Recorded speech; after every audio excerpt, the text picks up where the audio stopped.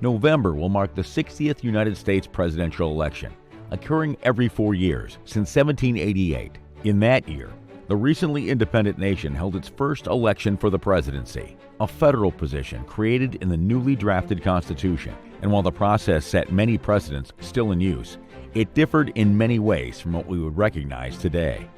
When the office of the presidency was proposed during the drafting of the Constitution, there was already broad agreement on who should occupy it. The challenge was convincing him to accept. After leading the Continental Army to victory in the American Revolutionary War, George Washington looked forward to a quiet life and had only briefly come out of retirement in 1787 to help draft the Constitution. But almost as soon as he returned to his Virginia farm, friends and admirers both home and abroad begged him to accept the presidency as the only person with broad enough support to unify the nation. Washington turned down the offer multiple times before reluctantly accepting, hoping right up until the election that someone else would be chosen. His wish was not granted, making this the only presidential election won by someone who didn't want the position.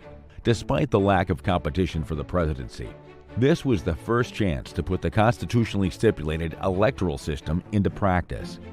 The election would be decided by an electoral college, composed of electors from each of the states, with each state legislature free to decide how their electors would be chosen.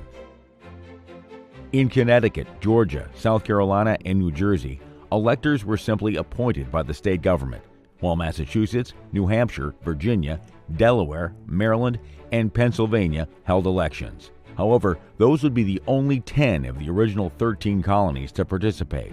North Carolina and Rhode Island had yet to ratify the Constitution, while New York failed to appoint any electors due to a deadlock between its two legislative chambers.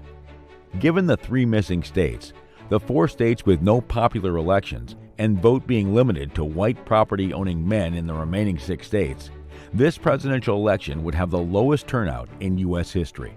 At the time, each presidential elector was given 2 votes, each of which had to be cast for a different candidate.